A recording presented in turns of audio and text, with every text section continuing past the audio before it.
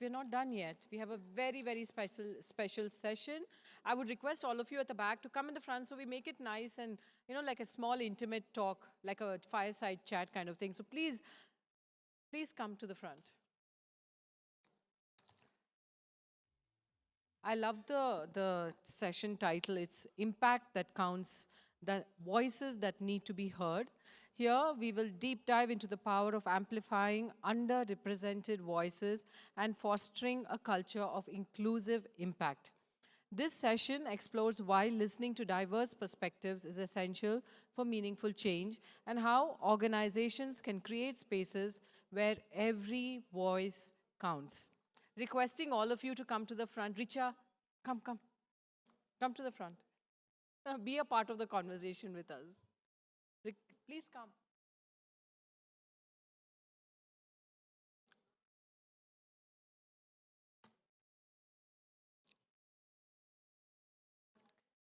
Okay, I'm going to introduce you to our panelists. Our first panelist is Neha Bagaria, the founder and CEO of Herky. Everybody knows her. India's largest career community for women, connecting over 4.5 million women with diverse opportunities. After a career break to raise her children, she founded Herky to empower women in their professional journeys. A Wharton graduate, Neha has been recognized in Forbes India's W Power Trailblazers list and has received the Business Line Changemaker Award. Congratulations. Okay, Jacinta is not here with us today. Next, we have Rashmi Mishra. She is the founder president of Vidya, an NGO dedicated to transforming the lives of disadvantaged children, youth, and women through the power of education. With over 40 years of visionary leadership, she has impacted thousands across India and serves on several prestigious educational boards. And look how beautifully she turned up. She says, my mission is to provide high-quality education to India. She says with a lot of passion, with 6.5 lakh children, youth, and women reached through 250 on-ground projects right now. I truly believe that education is magic. It transforms lives. Welcome. And next, we have Antara Bhargava, CEO, Suvitas, and founder, the Wow Kitty model. Antara Bhargava is a founder of CEO of Dhriti, Phygital, a new name I learned from you yesterday, a digital platform that aims to bring together everything good for our planet under one roof, online and offline. A law graduate from Trinity College Dublin and a qualified CA, Antara has successfully headed and advised impact ventures across healthcare, health tech, NGOs, and various startups.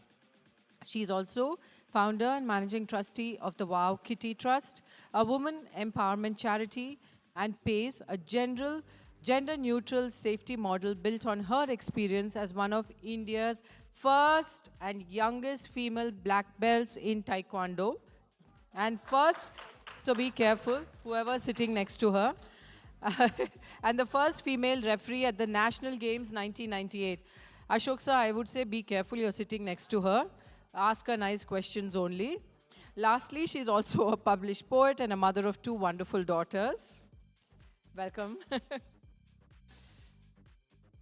Okay, and to join these beautiful women today, we have a very handsome young man, Ashok Pamidi, former CEO of NASSCOM Foundation and advisor to Herky.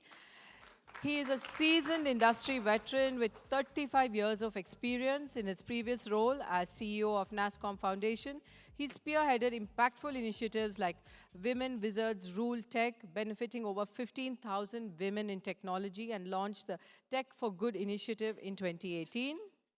With a leadership career spanning organizations like IBM, HP, and Compaq, Ashok now serves as an advisory board member for startups and a guest faculty at prominent Indian universities. His mantra for life is to continue to nurture and enable future leaders for tomorrow. What a fantastic panel. Thank you so much for being with us. I love it. I was so looking forward to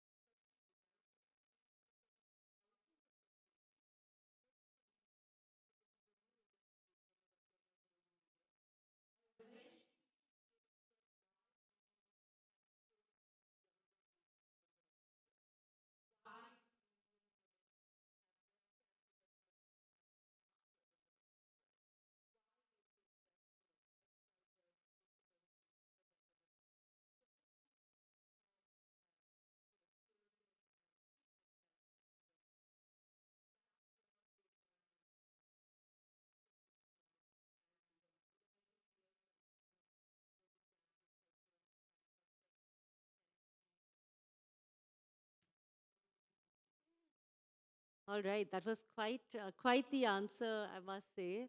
You know, when I was listening to all of this, I couldn't help but remember that. So I started Jobs for Her. It was called Jobs for Her back then. For all of us who've known us through this journey, I started right after a career break in my own journey. Right, I had taken a 3.5 year break.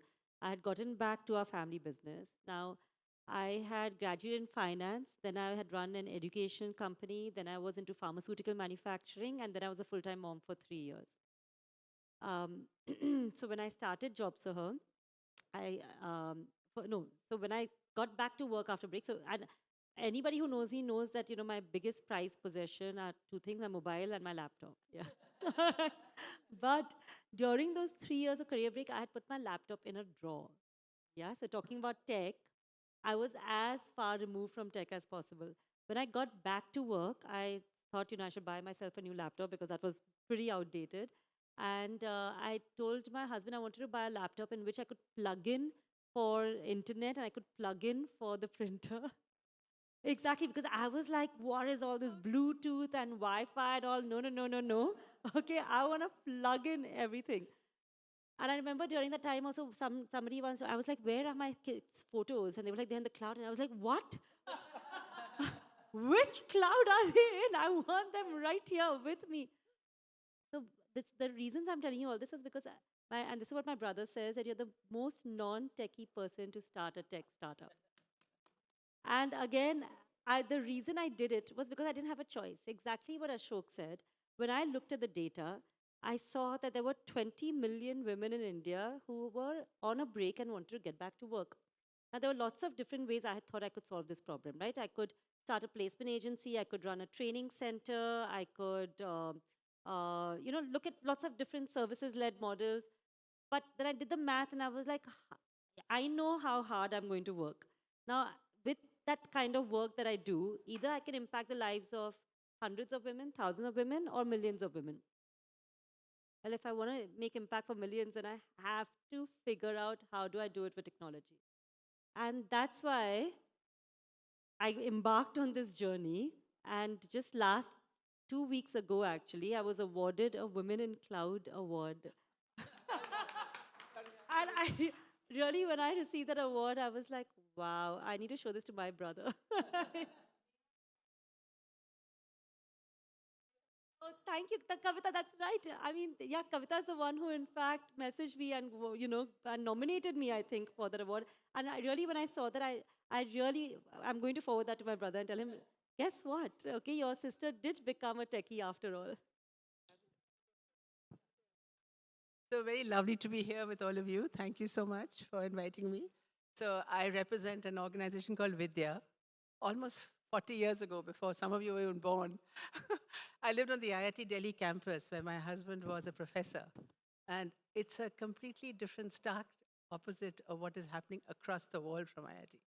And being a young mother and bringing up my own two boys, living in this absolutely amazing center of excellence, I had few girls who came through a dirty nala because they had no place to play from the neighboring slums. And I walked up to them, said, why aren't you in school? He says, where are you coming from? Don't you know girls don't go to school? That only boys go to school? And I said, do you want to study? He said, nobody will teach us, we are girls. So I'll teach you. So I brought them home and I started with those 5 girls. And they were extremely bright. You know, what we don't realize is the fire in the belly to learn is so strong. And I started Vidya with those 5 girls. Today you heard we done about 6.5 lakh children, youth and women. There was no looking back, and it's been an amazing journey. And it's a journey that, completely fulfilling. We always focus on a holistic, high quality education that is joyful. And it has brought so much to make such a difference. Talking about technology, we started very early. In fact, Hillary Clinton gave us our first computer. She came to visit us in 1995, and she gave us our first computers. So that interested many of our children. In fact, I'll tell you a story about a girl called Mamta. She was physically disabled. She had polio on all 4 limbs. She was locked up in a home for 14 years. And she had no concept of, she was dying to go to school, but neither her parents or anybody would take her to school. We gave her a wheelchair, brought her to our school, which is inside IIT Delhi in an open air theater. And she started from class 1, but she reached class 10 in 2 years. And she was very interested in computers. And what happened is that we taught Mamta right away. Just to make the story short, she has only one arm that works. Today, Mamta went to university, did a cyber, she learned computers. She runs a cyber cafe in Nainital on a wheelchair. So it's amazing. From then, we realized the importance of computer education. From then, from the 90s, when it was really not hit anybody. And then in the early 2000s, I started Vidya Mumbai. So Vidya Delhi has a huge school called the Vidya School Gurgaon, which I'd love you to visit. It's a role model school for in the country for underprivileged children, has 2,000 children. Today, going to the IITs from that school. Yeah. So, but in Vidya Mumbai, I realized very quickly that every government school, we work, by the way, out of 50 government schools. We work in slum communities, we work with women, we work with children, and we work with youth. Because in India, as you look at the statistics, almost 60% of our youth drops out of class 5 education and never goes back. So we bring these children back, we teach them English, computers, life skills. Those are the three core areas that we work with.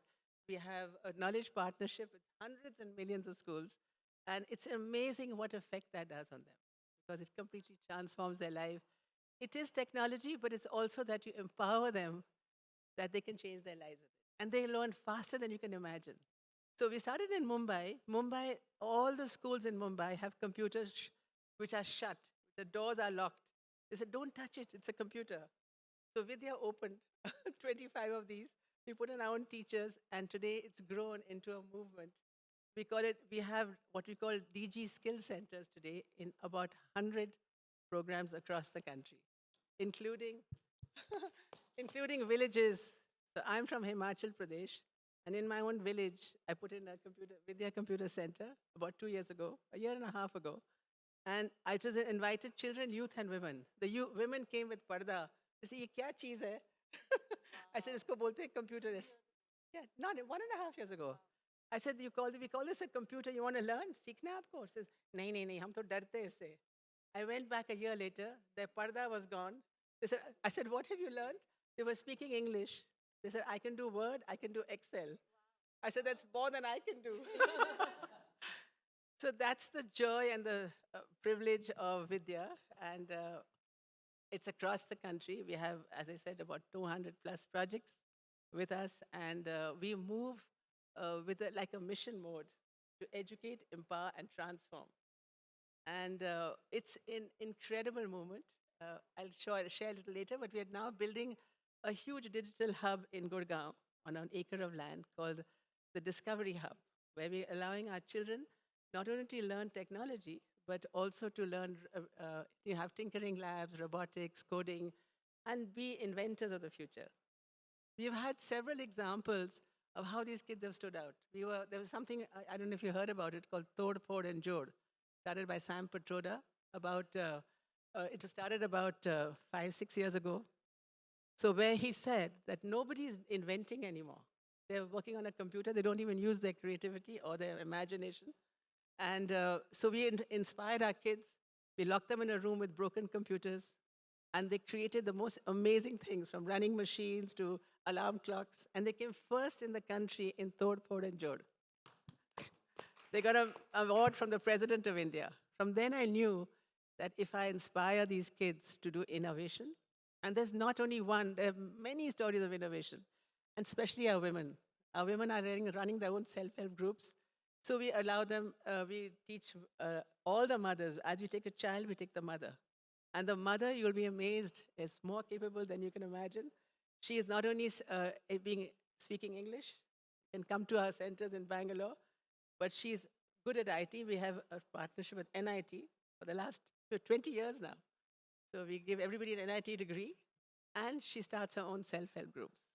So they learn many trades, and they grow from there. Sorry, once I start with you, I can't stop.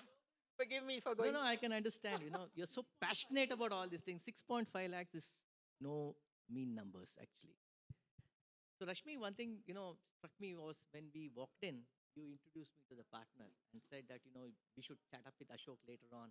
We need to understand how we can collaborate on the area of sustainability, right? And actually, it's a very unique thing because yeah, whatever you're doing, be it in sports, be it NGO, or your very great, fantastic exit on healthcare, there's one underlining principle which you always adopted is collaboration, right? And this particular aspect is a very unique thing in the world of business as well as in the social sector. So can you sort of elaborate more on collaboration? I mean, as soon as I walked in, that's what you told also to your partner, right?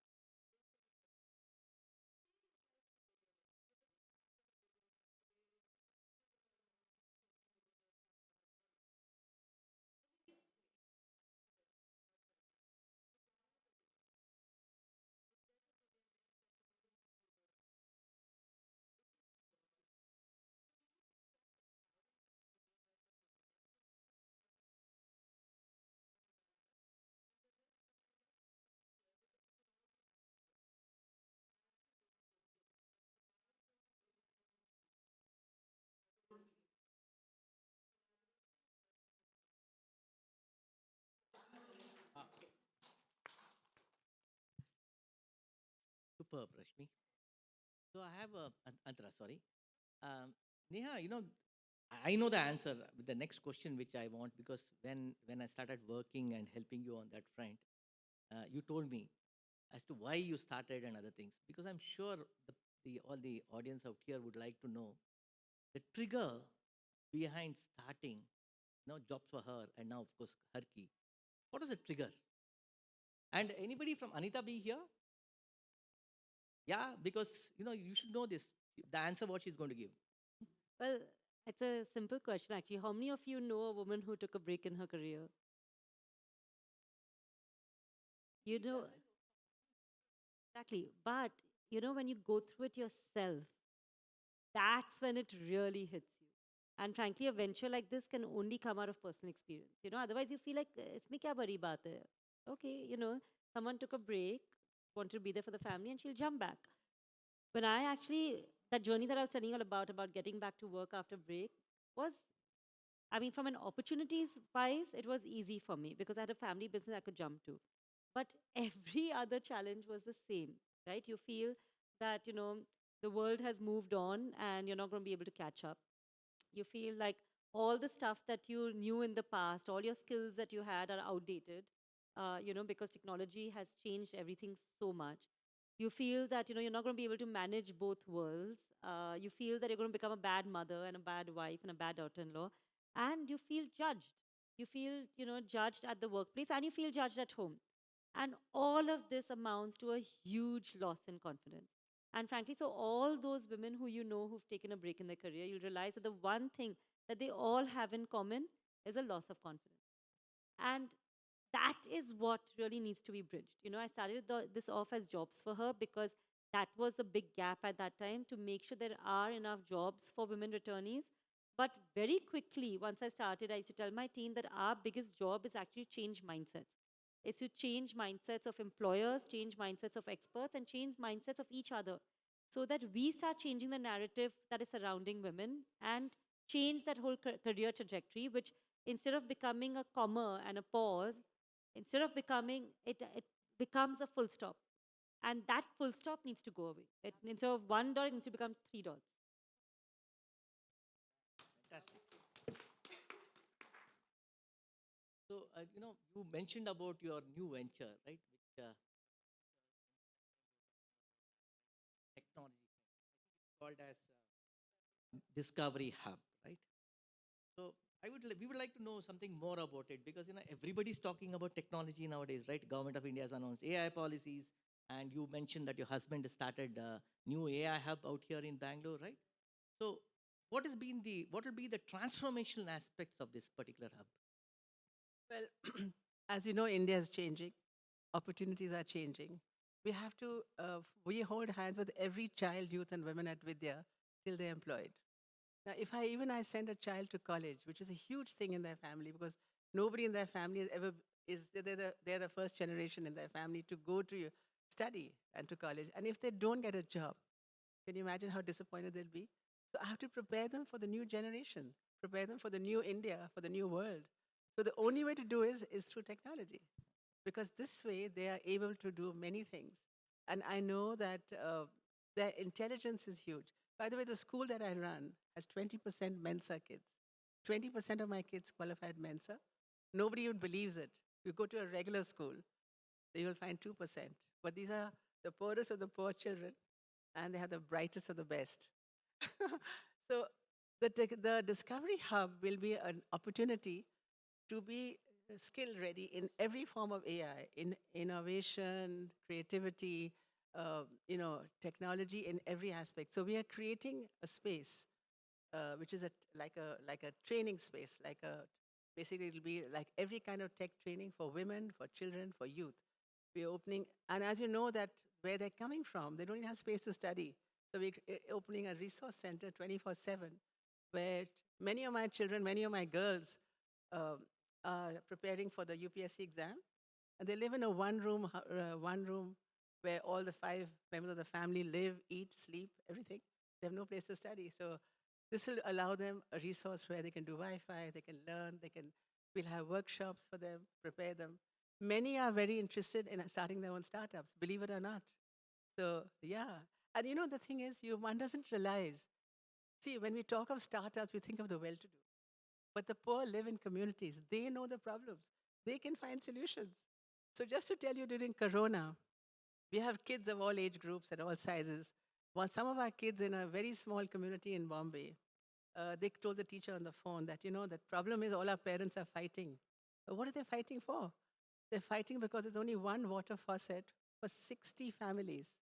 And they were fighting because my bucket first.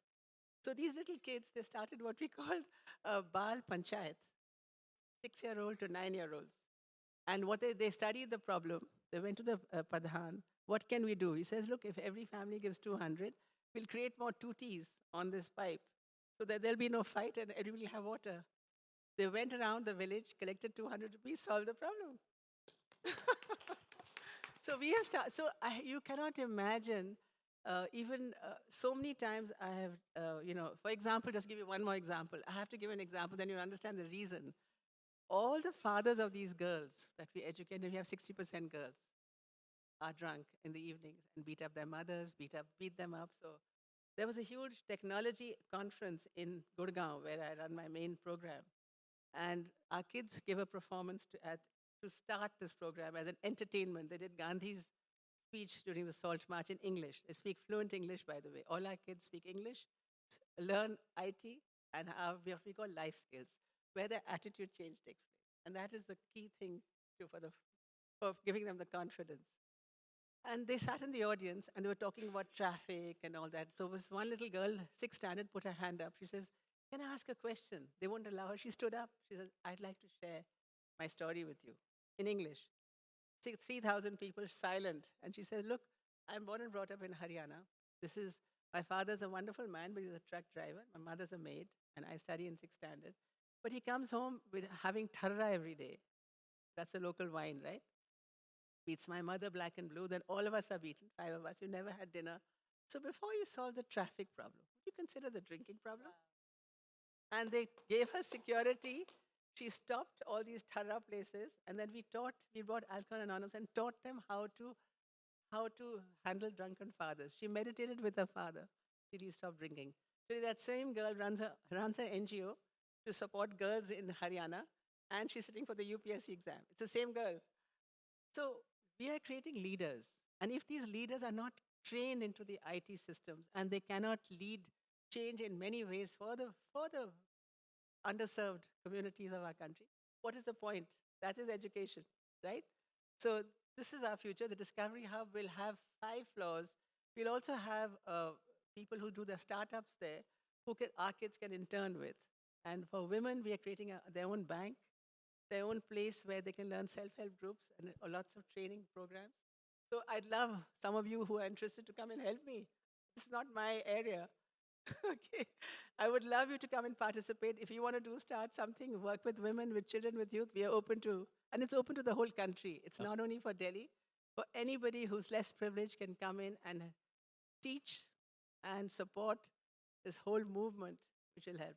By the way, we're also running tinkering labs across all our centers. In Bangalore, we already have 2, and we're working with tinkering even in government schools. So we are offering this facility across wherever we work.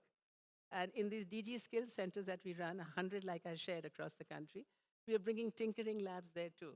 So the idea, the concept changes. And tomorrow they will be the ones who will lead India's change. You watch. Thank you. It's really, really, Yes, certainly. Please.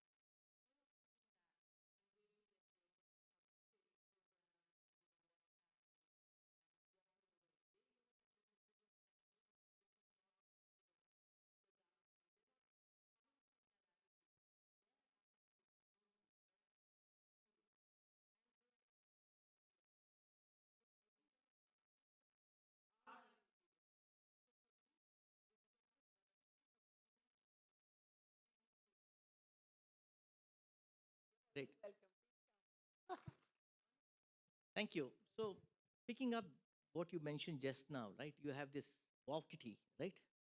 And you have impacted about 900 and odd, right? 3,000 women. Okay. I saw the 900 in LinkedIn, so apologies for that. Okay. So 3,000 is a pretty large number, right? So when you look at it, there is obviously a lot of learning because you are creating this nano entrepreneurs, so to speak, right? So from your perspective, what has been the key learning and how do you think it can really scale? 3,000 is good number, but if you want to say it's scale to 30,000, what do you think should be done?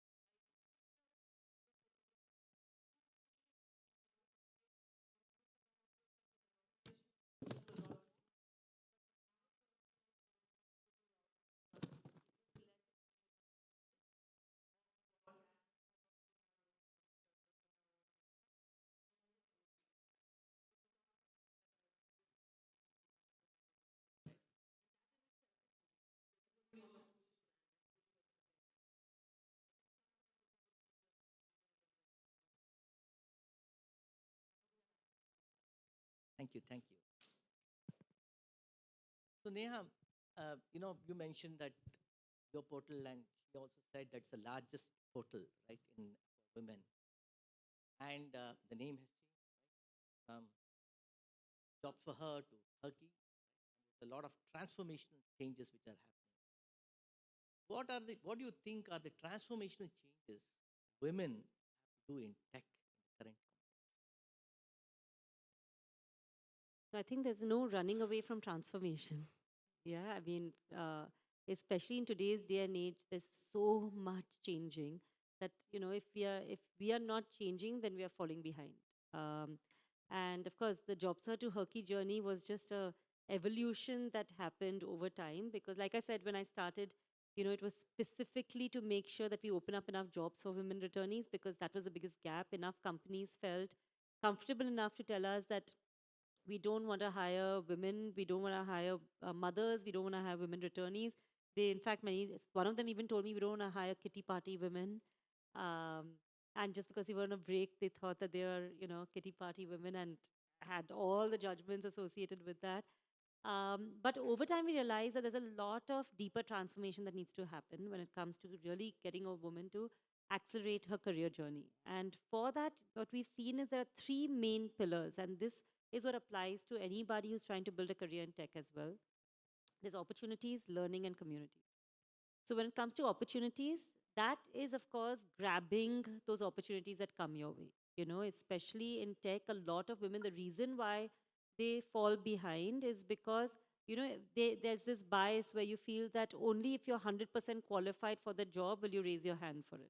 When it comes to applying for a job, or like within a company, when there is a possible promotion or a possible opportunity, you feel like, no, no, I only know 80% of those requirements, so I will not go for it.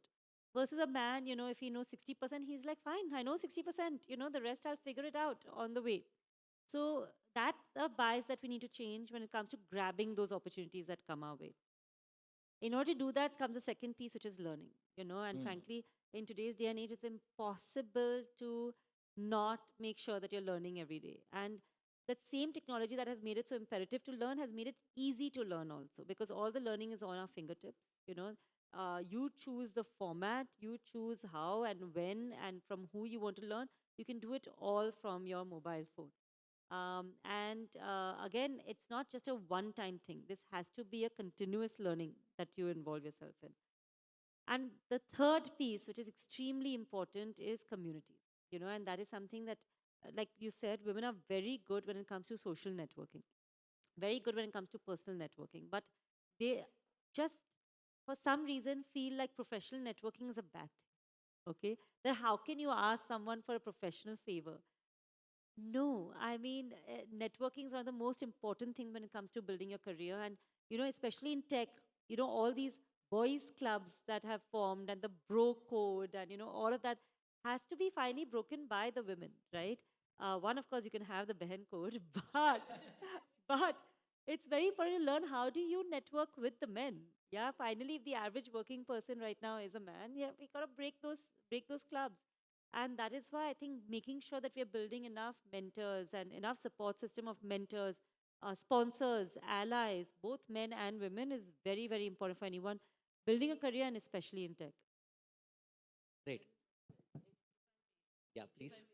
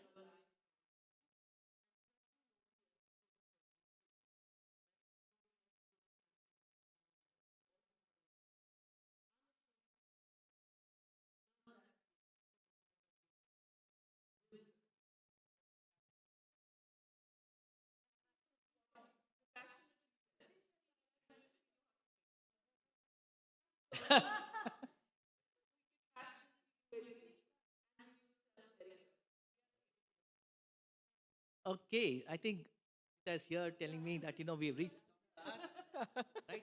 So, picking up from what she mentioned about, basically on gender equality, right? Actually, when you think about it, gender equality is not about equal rights. It's about equal opportunities, right? Equal responsibilities and equal rewards. So I think with that, seconds, and I think I'm bang on time. So thank you very much. I'm sure discussions can go on, and I think till Usha Uttap's session is there, they're all there. You can ask any questions you want over there. Okay, thank you very much. Yeah. Thank you. I would like to call upon Shivani, who's been here from morning from GHCI, to give a token of appreciation to our panelists. And a big round of applause to Shivani.